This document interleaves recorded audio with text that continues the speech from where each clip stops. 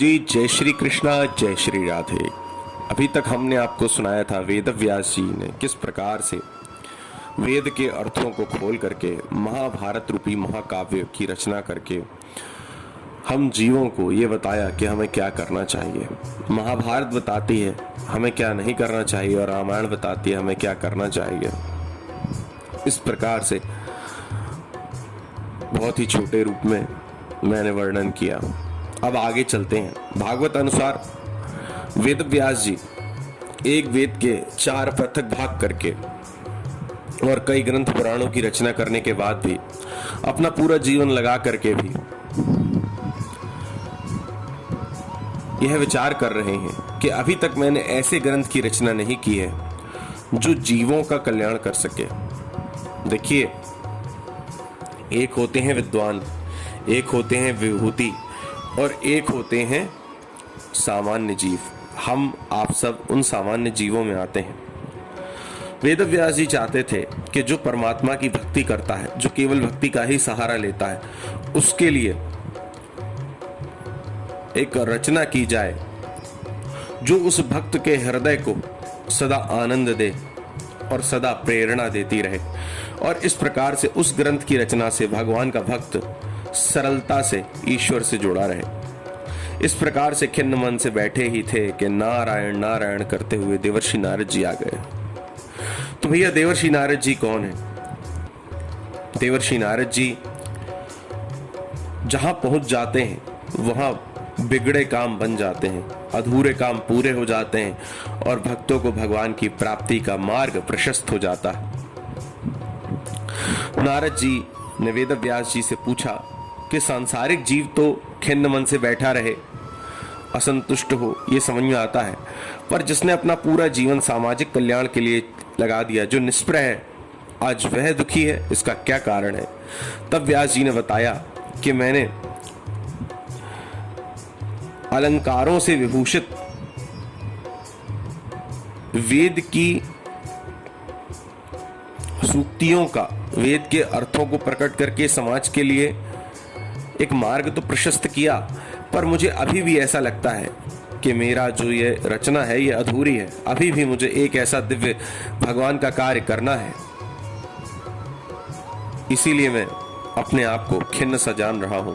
तब नारद जी ने बताया कि आपकी खिन्नता का कारण है वेद व्यास जी, आपकी खिन्नता का कारण है श्रीमद् भागवत महापुराण।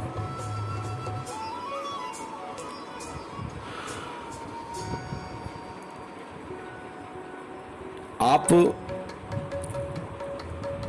परमात्मा की भक्ति के मार्ग में चल चुके हैं, उसका हाथ पकड़ चुके हैं, सबको छोड़ चुके हैं, तो भैया फिर वहां पर कोई वेद व्याकरण, कोई मर्यादा नहीं रह जाती।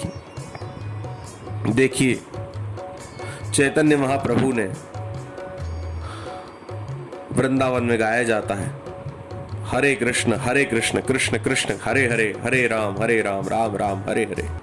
वेद के मंत्र को ही उल्टा करके मार्ग समाज के लिए प्रशस्त किया। इसीलिए नारद जी कहते हैं कि वेदव्यास जी, आपने जो रचना की है वो दिव्य है, अद्भुत है, अद्वितीय है, पर भगवान के जो सीधे साधे सच्चे भोले भाले भगत हैं वो तो केवल परमात्मा की लीला कथा गुणों में ही अपने जीवन को परिपूर्ण मानते हैं। और परमात्मा के भक्तों का चित्त जिस ग्रंथ में लग जाता है उस चित्त में ही भगवान आकर के विराजमान हो जाते हैं। इसीलिए आप श्रीमद् भागवत की रचना कीजिए। कितने भी बड़े बड़े ग्रंथ लिख लो, काव्य लिख लो, आदि काव्य, महाकाव्य, पुराण, निगम लिख लो, पर जब तक भक्तों के हृदय को रुचिकर लगने वाली, भक्तों के हृदय के प्रेम को बढ़ाने वाली रसमयी श्रीमद् भागवत का गान नहीं किया, भगवान श्री कृष्ण की लीलाओं का गान नहीं किया, तब तक भक्तों के हृदय को कोई भी ग्रंथ आकृष्ट नहीं कर सकता। और जहां भक्तों का हृदय है उस हृदय में ही भगवान है। नारद जी बताते हैं, वेद व्यास जी, मैं भी अपने पूर्व जन्म में एक दासी का पुत्र था। मेरी माँ का केवल मैं ही सहारा था। मेरी माँ जो थी वो ब्राह्मणों के घर में बर्तन मांजती थी। एक समय की बात है, कुछ साधु बाबा ब्राह्मणों की बस्ती के पास ही चातुर्मास करने के लिए आए थे। ब्राह्मणों ने मुझ दासी पुत्र को कह दिया कि जाओ, वहां जो संत भोजन आदि करते हैं तो जो उनके जूठे पत्तल हैं, पात्र हैं, उनको धो करके चमका करके रख देना। मैं भी उन साधु संतों की बस्ती में जाकर के, उन साधु संतों की गुफाओं में जाकर के उनके झूठे बर्तन आदि धो दिया करता था और उनका जो बचता उसे प्रसाद समझ के ग्रहण कर लेता था। वो जो सत्संग करते, कथाएं कहते, सुनते सुनाते और भगवान का गुणानुवाद गाते, उसे मैं सुनता रहता। उनके मुख से अमृत के समान भगवान नारायण की झरती हुई कथाएं सुन करके मेरा हृदय तो परमात्मा के प्रति ही आकृष्ट हो गया। चातुर्मास खत्म हुआ, संत जाने लगे। तब मैंने संतों से कहा, मुझे भी अपने साथ ले चलिए। वे भी जानते थे कि मेरे हृदय में बड़ा प्रेम है, परंतु उसी समय मेरी माता आ गई और उसने अपना विलाप प्रारंभ कर दिया। उसने कहा कि मेरा एक ही पुत्र है, ना मेरा पति है, ना मेरा कोई दूसरा सहारा है। तब सभी संतों ने कहा, अगर मां की आज्ञा नहीं है तो नहीं जाना चाहिए। उपाय स्वरूप उन संतों ने मुझे महामंत्र दिया, ओम नमो भगवते वासुदेवाय, और कहा कि तुम इस मंत्र का जाप करते रहना। जाप करते करते एक दिन तुम्हारा हृदय परम पवित्र हो जाएगा और तुम्हें परमात्मा की प्राप्ति हो जाएगी। ऐसा कह के उस ब्राह्मण बस्ती के निकट से गुफा में जो संत रहते थे वे चले गए।